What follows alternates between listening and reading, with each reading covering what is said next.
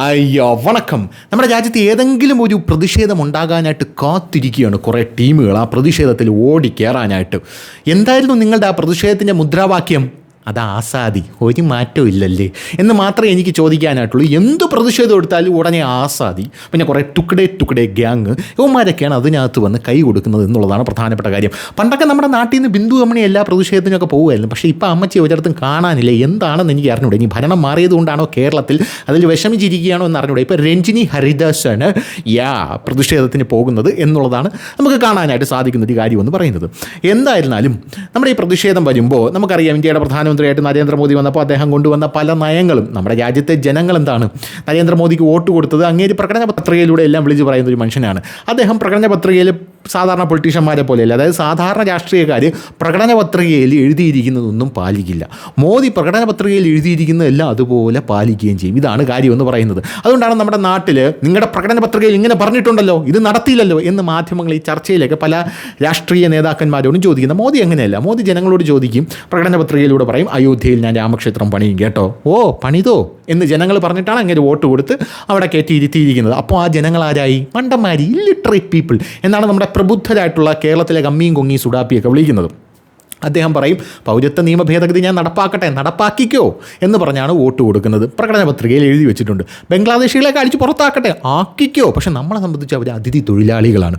ഇവിടെ വന്ന് നമ്മളെ പെണ്ണുങ്ങളെയൊക്കെ റേപ്പ് ചെയ്യും. പോരാത്തതിന് ഈ പെരുമ്പാവൂരൊക്കെ ചെന്ന് കഴിഞ്ഞാൽ അവിടെ ബംഗാളികൾ പല ഓൺലൈൻ മാധ്യമങ്ങളും വന്നിട്ടുണ്ട്. സേട്ടാ 500 രൂപയ്ക്ക് ഇവിടെ പെണ്ണ് കിട്ടും സേട്ടാ, ആ പോവും എനിക്കൊരു പേടിയില്ല സേട്ടാ എന്നൊക്കെ പറയുന്ന ബംഗാളികൾ പച്ചയ്ക്ക് പറയുന്നവന്മാരുണ്ട്. ഇവന്മാരെയൊന്നും പിടിക്കാൻ നമ്മുടെ കേരളത്തിലെ തൂഫാൻ മന്ത്രി എന്തില്ല, ഒരു ഗുമ്മില്ല. അതുകൊണ്ട് പിടിക്കുന്നില്ല എന്നുള്ളത് മാത്രമേ ഉള്ളൂ.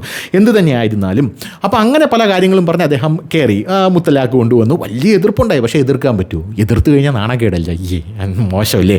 370 പാകിസ്ഥാൻ്റെ എടുത്തു കളഞ്ഞു. അതിനെ എതിർക്കാൻ പറ്റുമോ? എതിർക്കാൻ പറ്റില്ല. കാരണം രാജ്യത്തിൻ്റെ കാര്യമാണ്. കശ്മീർ പാകിസ്ഥാൻ്റേതാവണമെന്നാണ് നമ്മുടെ ആഗ്രഹം. പക്ഷേ അത് നമ്മുടേതാണ് എന്ന രീതിയിലാണല്ലോ ഇപ്പോൾ നിൽക്കുന്നത്. പോരാത്തന്നെ ജനാധിപത്യവും ഭരണഘടനയൊക്കെ ഉണ്ട്. അതുകൊണ്ട് നമുക്കെന്നെ പച്ചയ്ക്ക് വിളിച്ച് പറയാൻ പറ്റില്ല ഈ ഒരു സംഭവം ഉണ്ടെന്ന്. അതുകൊണ്ട് കളഞ്ഞോ കുഴപ്പമില്ല എന്ന് നമ്മൾ പറയും. പൗരത്വ നിയമ ഭേദഗതി കൊണ്ടുവരാൻ പോയപ്പോൾ എന്ത് ചെയ്തു? നമ്മുടെ കോൺസ്റ്റിറ്റ്യൂഷനിൽ മഹാത്മാഗാന്ധി അടക്കം പറഞ്ഞിട്ടുണ്ട്, അതായത് അംബേദ്കർ അടക്കം പറഞ്ഞിട്ടുണ്ട് പൗരത്വ ഭേദഗതി നിയമം കൊണ്ടുവരണം. കാരണം ഇന്ത്യ വിഭജിച്ചപ്പോൾ പാകിസ്ഥാനും ബംഗ്ലാദേശൊക്കെ ആയിട്ട് പോയല്ലോ. അങ്ങനെ പോകുമ്പോൾ നമ്മുടെ സഹോദരങ്ങൾ അവിടെ ഉണ്ടല്ലോ, പ്രത്യേകിച്ച് മൈനോറിറ്റീസ്. അവിടെയുള്ള മൈനോറിറ്റീസ് ആരാ? ഹിന്ദു, ക്രിസ്ത്യൻ, സിഖ് അങ്ങനെയുള്ള ആൾക്കാർ. അവിടെ അവർക്ക് എന്തെങ്കിലും ഒരു പ്രശ്നം പറഞ്ഞെങ്കിൽ അവരെ തിരിച്ചിങ്ങോട്ടേക്ക് കയറ്റണം എന്ന് അവർ തന്നെ പറഞ്ഞു വെച്ചിട്ട് പോയ കാര്യങ്ങളാണ്. അതും നടപ്പിലാക്കി. അത് നടപ്പിലാക്കിയപ്പോൾ ഇവിടെ മുസ്ലിങ്ങളെ മുഴുവൻ പിടിച്ച് പുറത്താക്കുന്നു എന്ന് വലിയ പ്രതിഷേധം നടത്തി. പക്ഷേ കോവിഡ് വന്നപ്പോൾ എല്ലാം അതിനെ അള്ളിക്കൊണ്ട് പോകുമെന്ന് വിചാരിച്ച് താത്തമാരൊക്കെ അവിടെ ഷഹീൻ ബാഗിൽ നിന്ന് എഴിച്ചു പോകുന്ന കാഴ്ചയാണ് നമുക്ക് കാണാനായിട്ട് സാധിച്ചത്. അങ്ങനെ എല്ലാം ചീറ്റി പോകുന്ന ഒരു കാഴ്ച നമുക്ക് കാണാനായിട്ട് സാധിച്ചു. പക്ഷേ ഏത് പ്രതിഷേധം വന്നാലും പിന്നെ അതിനുശേഷം കർഷക പ്രതിഷേധം വന്നു.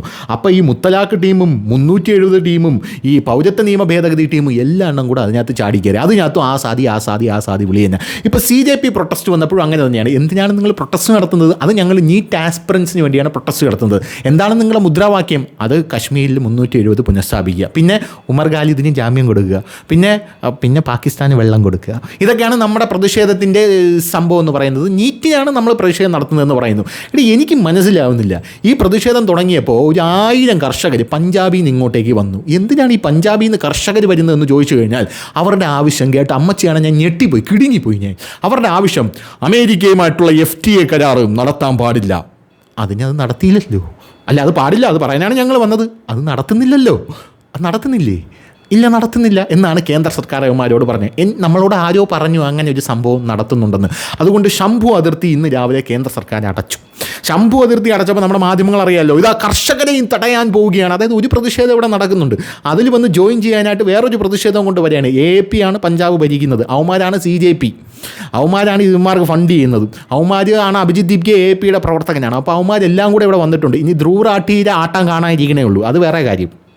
അപ്പോൾ അങ്ങനെ ഇരിക്കുന്ന സാഹചര്യത്തിൽ ഈ കർഷകരും കൂടെ വന്നിട്ട് FTA കരാറും അത് പിൻവലിക്കണം. പിൻവലിക്കാൻ അത് നമ്മൾ ചെയ്തിട്ടില്ല. അമേരിക്കയായിട്ട് നമ്മൾ വ്യാപാര കരാർ വയ്ക്കുന്നുണ്ട്, സംസാരങ്ങൾ നടക്കുന്നേ ഉള്ളൂ. അമേരിക്ക പറഞ്ഞ പല കാര്യങ്ങളും ഞങ്ങൾ അംഗീകരിച്ചിട്ടില്ല. അമേരിക്ക പറഞ്ഞു അവിടെ നിങ്ങോട്ട് പാലിറക്കാമെന്ന്. അത് ഇറക്കരുത്, ഇറക്കുന്നില്ല. അത് ഓൾറെഡി TV വന്നതാണല്ലോ, ഇറക്കുന്നില്ലേ? ആര് പറഞ്ഞു ഇറക്കാതിരിക്കാൻ? എങ്കിലല്ലേ നമുക്ക് പ്രതിഷേധം നടത്താൻ പറ്റൂ എന്നായി കർഷകർ. അത് കഴിഞ്ഞിട്ട് പിന്നെ അവിടെ നിന്ന് ഇതിറങ്ങുന്നുണ്ടല്ലോ, മറ്റേ ചോളം ഇറങ്ങുന്നില്ലേ? അപ്പം ചോളത്തിൻ്റെ കർഷകർ എന്ത് ചെയ്യും? അല്ല, അത് ഇറക്കുന്നില്ല നമ്മൾ. ട്രംപിൻ്റെ മുമ്പിൽ നമ്മൾ മുട്ടുമടക്കില്ല എന്നാണല്ലോ നമ്മൾ നാഴിക്ക് 40 വട്ടം പറഞ്ഞുകൊണ്ടിരിക്കുന്നത്. പോരാത്തതിന് അജിത് ഡോവൽ ഇടയ്ക്ക് പറഞ്ഞോളൂ, ഈ വേട്ടാവളിയും ട്രംപ് പോകുന്നത് വരെ നമുക്ക് എന്ത് ചെയ്യാം, വെയിറ്റ് ചെയ്യാം. അത് കഴിഞ്ഞിട്ട് നമുക്കൊരു ന്യായമായിട്ടുള്ള FTA കരാറിൽ ഏർപ്പെടാം, ഫ്രീ ട്രേഡ് എഗ്രിമെൻറ്റിൽ നമ്മൾ ഏർപ്പെടാം എന്നാണ് പറഞ്ഞിരിക്കുന്നത്. ആ കരാർ വെച്ചിട്ടില്ല സാർ, ആ കരാർ വയ്ക്കാൻ പോകുന്നേ ഉള്ളൂ. അപ്പോൾ കർഷകരെ പറഞ്ഞ് തെറ്റിദ്ധരിപ്പിച്ച് അവിടെ കൊണ്ടിറക്കിയിരിക്കുകയാണ്. നിങ്ങളെ ഇപ്പം മൊത്തത്തിൽ എടുത്ത് സ്വനത്തിൽ കളയും എന്ന് പറഞ്ഞ് അവിടെ കൊണ്ട് എത്തിച്ചിരിക്കുകയാണ്. അങ്ങനെ അവർ ശംഭു അതിർത്തിയിൽ വന്ന് നിൽക്കുകയാണ്. ശംഭു അതിർത്തിയിൽ അവർ വന്ന് നിന്നപ്പോൾ കേന്ദ്ര സർക്കാർ എന്ത് ചെയ്തു? കേന്ദ്ര സർക്കാർ ഒരു ടാക്ടിക്സ് പ്രയോഗിച്ചു. കേന്ദ്ര സർക്കാരിൻ്റെ പ്രതിനിധി എന്ത് ചെയ്തു? ശംഭു അതിർത്തിയിലേക്ക് പോയി. ശംഭു അതിർത്തിയിലേക്ക് പോയിട്ട് അവിടെ വെച്ച് കർഷകരുമായിട്ട് ചർച്ച ചെയ്തു എന്ന് പറഞ്ഞു കഴിഞ്ഞാൽ ഇവർ യഥാർത്ഥത്തിൽ പ്രതിഷേധത്തിലേക്ക് കയറാൻ ഇങ്ങനെ ഇങ്ങനെ നിൽക്കണം. അവരുടെ ഉദ്ദേശം എന്ന് പറഞ്ഞാൽ 370 മറ്റേ മുത്തലാഖ്, അതിനുശേഷം പൗരത്വ നിയമം, ഇതൊക്കെയാണ്. പോരാത്തതിന് ഇപ്പോൾ ബംഗ്ലാദേശിലൊക്കെ അടിച്ചിറക്കിക്കൊണ്ടിരിക്കുന്നത്, സഹിക്കാൻ പറ്റുന്നില്ല. അപ്പോൾ അങ്ങനെയുള്ള സാഹചര്യത്തിൽ അവിടെ ചെന്നിട്ട് പറഞ്ഞ് എന്താണ് നിങ്ങളുടെ ആവശ്യം? ഇതൊക്കെയാണ് നമ്മുടെ ആവശ്യം, ഇതൊന്നും നടപ്പിലാക്കുന്നില്ല, പോരെ, നീ തിരിച്ചു പൊക്കൂടെ? പിന്നെ ഒന്നും പറയാനില്ല. അതായത് ഇതൊന്നും നടപ്പിലാക്കുന്നില്ല എന്ന് പറഞ്ഞപ്പോൾ ലഭ്യരായിപ്പോയി. എന്നിട്ട് എന്ത് ചെയ്യുക, എങ്കിൽ പിന്നെ ഇപ്പോൾ പോയിട്ട് പിന്നെ വരാമല്ലേ എന്ന് പറഞ്ഞ് എന്തായാലും നമ്മൾ വരും. കാരണം ഈ ഇത് നടപ്പിലാക്കാനായിട്ട് നിങ്ങൾ പോകുമല്ലോ, അപ്പോൾ നമ്മൾ വരും. അപ്പോൾ വന്നോ, ഇപ്പോൾ പോ എന്നാണ് നമ്മുടെ മന്ത്രി അവിടെ പോയി പറഞ്ഞത് എന്നുള്ളതാണ് വേറൊരു. അങ്ങനെ അത് ചീറ്റിപ്പോയി എന്നുള്ളതാണ്. ഇതിനെയൊക്കെ ഇങ്ങനെ ഡീൽ ചെയ്താൽ മതി എന്നുള്ളതാണ്. പിന്നെ വേറൊരുത്തൻ ഈ CJPയുടെ പ്രൊട്ടസ്റ്റ് നടക്കുന്നത് കണ്ടുകൊണ്ട് വേറൊരുത്തൻ അങ്ങ് ജമ്മു കാശ്മീരിൽ നിന്ന് ഇങ്ങോട്ട് കുറ്റിയും പറിച്ച് വന്നിട്ടുണ്ട്. ജമ്മു കാശ്മീരിന് സംസ്ഥാന പദവി കൊടുക്കുന്നില്ല എന്നാണ് ഞാൻ കേട്ടത്. ആര് കേട്ടു? ഒമർ അബ്ദുള്ള. ആരാ? ജമ്മു കാശ്മീരിൻ്റെ മുഖ്യമന്ത്രിയാണ്. അതുകൊണ്ട് ജൂൺ 20 ഞാൻ ഒന്ന് അങ്ങോട്ട് വരികയാണ്. അവിടെ ഒരു സമാധാനപൂർവ്വമായിട്ടുള്ള സമരം. അല്ല, അന്നാണല്ലോ ഈ CJPയും സമരം ചെയ്യുന്നത്. നിങ്ങൾ അതിൻ്റെ ഇടയിൽ സമരം ചെയ്യാനാണോ വരുന്നത്? നമ്മളപ്പുറത്ത് അവിടെ എവിടെയെങ്കിലും ഒതുങ്ങിയിട്ട് സമരം ചെയ്തോളാം എന്ന് പറഞ്ഞ് അവൻ ഓട്ടോയിൽ കയറി അംബേദ്കറുടെ പടം എന്തിന്? അല്ല, വെറുതെ ഒരു ഗുമ്മിനിരിക്കട്ടെ. ഇപ്പോൾ സമരക്കാരെല്ലാം ഈ അംബേദ്കറുടെ പടം വയ്ക്കുന്നുണ്ടല്ലോ, അംബേദ്കറുടെ പടവും വയ്ക്കുന്നുണ്ട്. ഈ സമരക്കാരെല്ലാം പോരാത്തതിന് കയ്യിൽ ഭരണഘടനയും പിടിക്കുന്നുണ്ട്. അതുകൊണ്ട് ഒരു അംബേദ്കറുടെ പടം, ഒരു ഭരണഘടനയും എന്താണ് ഇപ്പോൾ ട്രെൻഡിങ് ലിസ്റ്റ് നിൽക്കുകയാണല്ലോ, അതുകൊണ്ട് നമ്മൾ അതുകൂടെ വയ്ക്കുന്നു എന്ന് പറഞ്ഞുകൊണ്ട് അവനും കുറ്റിയും പറിച്ചുകൊണ്ട് ഇങ്ങോട്ട് വന്നു. ഇത് ഏത് രീതിയിലാണ് പോകുന്നത് എന്ന് നമുക്ക് മനസ്സിലാക്കാനായിട്ട് സാധിക്കുന്നുണ്ടല്ലോ. അതായത് ഇവന്മാർ എല്ലാം കൂടെ ഒരു കുടക്കിഴി വന്ന് ഇത് തന്നെയാണ് എപ്പോഴും നടന്നുകൊണ്ടിരിക്കുന്നത്. അണിനിരക്കുന്ന ഒരു കാഴ്ചയാണ് നമുക്ക് കാണാനായിട്ട് സാധിക്കുന്നത്. പിന്നെ ആട്ടമായി, പാട്ടായി, കൂത്തായി, പിന്നെ തുക്കടെ ഗ്യാങ്ങായി, ബിരിയാണി വെപ്പായി, മസാജിങ് സെൻ്ററായി, ഒരു രക്ഷയില്ല എന്നുള്ളതാണ്. എന്തായാലും നമുക്കത് നോക്കാം. അതായത് ഇന്ത്യ US FTA സ്വതന്ത്ര വ്യാപാര കരാറിനെതിരെ പഞ്ചാബിലെ കർഷകർ ഡൽഹിയിലേക്ക് മാർച്ച് നടത്താൻ പുറപ്പെട്ടിരുന്നു. സന്തോഷം. എന്നാൽ ഇപ്പോൾ കർഷകർ പതുക്കെ നാട്ടിലേക്ക് മടങ്ങുകയാണ്. എന്ത് പറ്റി? അതെന്ത് പറ്റിയെന്ന് നമുക്ക് നോക്കാം. രാവിലെ മുതൽ ശംഭു, കുണ്ടലി, ഖനൗരി അതിർത്തികളിൽ കർഷകർ ഒത്തുകൂടുകയും രോഷത്തോടെ പ്രതിഷേധിക്കുകയും ചെയ്തു. എന്നാൽ അവരുടെ ചില ആവശ്യങ്ങൾ അംഗീകരിച്ച ശേഷം സർക്കാർ ശംഭു അതിർത്തിയിൽ നിന്ന് മടക്കുകയായിരുന്നു. കർഷക നേതാക്കളെ വിട്ടയക്കാനും കൃഷിമന്ത്രിയുമായ ഒരു കൂടിക്കാഴ്ച നടത്താനുള്ള ആവശ്യം ഹരിയാന സർക്കാർ അംഗീകരിച്ചു. വല്ലാത്ത ചെയ്ത്തായിപ്പോയി. ഇത്ര പെട്ടെന്നൊന്നും അംഗീകരിക്കാൻ പാടില്ലായിരുന്നു. പോരാത്തതിന് FTA റദ്ദാക്കുക എന്ന പ്രധാന ആവശ്യത്തിൽ ഇതുവരെ തീരുമാനമെടുത്തിട്ടില്ല. 2 ആവശ്യങ്ങളും അംഗീകരിച്ച ശേഷം കർഷകർ ശംഭു അതിർത്തിയിൽ നിന്ന് മടങ്ങാൻ തീരുമാനിച്ചു. ഡൽഹിയിൽ നടക്കാനിരുന്ന കിസാൻ മഹാപഞ്ചായത്തുമായി ബന്ധപ്പെട്ട് തിങ്കളാഴ്ച ഭാരതീയ കിസാൻ യൂണിയൻ ചാന്ദുനി മേധാവി ഗുർനാം സിംഗ് ചാന്ദുനിയെ ഹരിയാന പോലീസ് കസ്റ്റഡിയിലെടുത്തു. അയാളെ മോചിപ്പിക്കണമെന്ന ആവശ്യം. മോചിപ്പിക്കാം, പിന്നെന്താ, തിരിച്ചു പോക്കോ, മോചിപ്പിച്ചേക്കാം എന്ന് പറഞ്ഞപ്പോൾ ശരി, താങ്ക്സ് കേട്ടോ എന്ന് പറഞ്ഞ് അവർ തിരിച്ചു പോകുന്ന കാഴ്ച നമുക്ക് കാണാനായിട്ട് സാധിച്ചു. എന്തായാലും കർഷകർ അതിരാവിലെ തന്നെ മാർച്ചിനായിട്ട് വന്നിരുന്നു. പ്രദേശത്ത് സുരക്ഷാ ക്രമീകരണങ്ങൾ ശക്തമാക്കിയിരുന്നു. ഇന്ത്യൻ ശിക്ഷാ നിയമത്തിലെ സെക്ഷൻ 163 ഏർപ്പെടുത്തി റോഡുകളിൽ ബാരിക്കേഡ് സ്ഥാപിച്ചു. വാഹന ഗതാഗതം നിർത്തി. അമൃത്സറിൽ നിന്ന് ഗുരുദാസ്പൂരിൽ നിന്നുമുള്ള കർഷകരുടെ വാഹന വ്യൂഹം ശംഭു അതിർത്തി വഴി ഡൽഹിയിലേക്ക് നീങ്ങാൻ തയ്യാറെടുത്തു. എന്നാൽ ഇപ്പോൾ ശംഭു അതിർത്തിക്കപ്പുറത്തേക്ക് നീങ്ങാൻ പദ്ധതിയില്ലെന്ന് കർഷകർ വ്യക്തമാക്കി. ഹരിയാന മന്ത്രി ശ്യാം സിംഗ് റാണ കർഷകർക്ക് ഒരു നിർദ്ദേശം മുമ്പിലോട്ട് വച്ചു. അത് ചർച്ച ചെയ്തതിനു ശേഷം മാത്രമേ തീരുമാനമെടുക്കൂ എന്നുള്ളതാണ് പറയുന്നത്. ഇന്ത്യയും US തമ്മിലുള്ള നിർദ്ദിഷ്ട FTA കരാർ ഉടൻ റദ്ദാക്കണമെന്നാണ് കർഷകരുടെ ആവശ്യം. റദ്ദാക്കാനായിട്ട് തുടങ്ങിയില്ലടാ എന്ന് പറഞ്ഞപ്പോൾ കർഷകർ പറഞ്ഞു, എങ്കിൽ പിന്നെ റദ്ദാക്കേണ്ട ആവശ്യമില്ലല്ലോ. രാവിലെ ആയതോടെ ശംഭു അതിർത്തി പൂർണ്ണമായും ഒരു ക്യാമ്പായി മാറി. അവിടെ കനത്ത പോലീസ് സന്നാഹം ഉണ്ടായിരുന്നു. ഡൽഹിയിലെ മില്ലേനിയം പാർക്കിന് സമീപവും സുരക്ഷ ശക്തമാക്കി.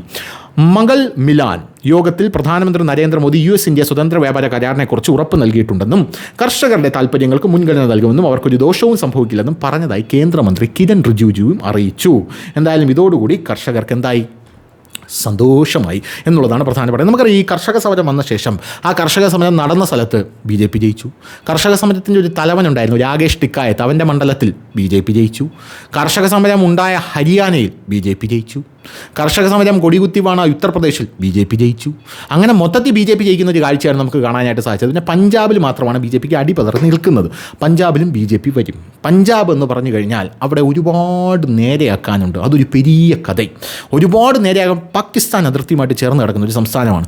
അവിടെ ഈ കോൺഗ്രസിൻ്റെ ഭരണം കാരണം അവിടെയുള്ള ജനങ്ങൾ, അവിടെയുള്ള യുവാക്കളെല്ലാം വലിയ രീതിയിൽ ഡ്രഗിന് അഡിക്റ്റാണ്. നമുക്കറിയാലോ, ഇപ്പോൾ ഭഗവത് സിംഗ് മാൻ എന്ന് പറഞ്ഞ പഞ്ചാബിലെ മുഖ്യമന്ത്രി ഈ ഇടയ്ക്ക് പാർലമെൻറ്റിൽ ഇങ്ങനെ എണീച്ച് നിന്ന്, യുവർ ഓണർ, എനിക്കൊരു കാര്യം പറയാനുണ്ട്, യുവർ ഓണർ, കുറച്ച് വെള്ളം തരൂ എന്ന് പറയുന്ന കാഴ്ചയാണ് നമുക്ക് കാണാനായിട്ട് സാധിച്ചത്. ഇത് ഒറിജിനലായിട്ട് വന്ന വിഷ്വലാണ്. ഗൂഗിളിൽ പോയി തപ്പി നോക്കിയാൽ മതി, പഞ്ചാബ് മന്ത്രി ഡ്രങ്കെന്ന് അടിച്ചു നോക്കിയാൽ മതി, കിട്ടും ഗൂഗിളിൽ. അതായത് ഇവൻ വരെ വെള്ളം അടിച്ചുകൊണ്ടാണ് അതിനകത്ത് വന്ന് നിന്ന് ആടി ഒലഞ്ഞ് ഇങ്ങനെ നിന്ന് കാര്യങ്ങൾ പറയുന്നത് എന്നുള്ളതാണ് കാര്യം. അപ്പോൾ അവിടെയുള്ള ജനങ്ങളെ കാര്യം പറയണോ?